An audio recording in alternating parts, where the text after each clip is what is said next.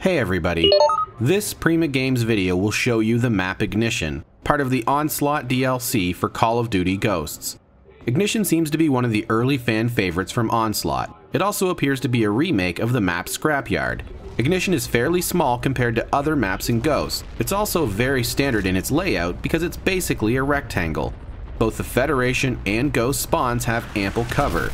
The middle of the map features an underground tunnel, and shortly after the beginning of the round is changed by a dynamic event. As always, we advise you to stay along the perimeter of the map and avoid the center as much as possible. Shortly after the round begins, there will be a countdown started. The clock can be seen in-game. It's just in front and to the left of the Federation spawn. When the clock hits 0, a large rocket is launched from behind the same spawn, but is destroyed and plummets to the earth near the center of the map. A second dynamic event, which we weren't able to capture for you, is triggered with field orders. When a random field order is completed, players can launch a rocket. The backblast from this launch fills all the underground tunnels with fire, killing anyone who happens to be in them. The final dynamic event that we want to talk about is the ability to initiate a rocket test. This is done directly in front of the Ghost spawn in the building with the horizontal rocket. Approach the console and press the button indicated on screen. It won't launch a rocket, but the test will kill anyone who is approaching behind it.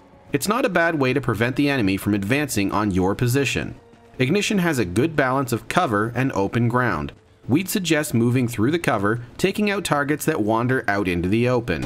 There's lots of places for IEDs, so consider setting one up yourself or taking the SitRep perk to make sure that you don't fall victim to an opposition trap.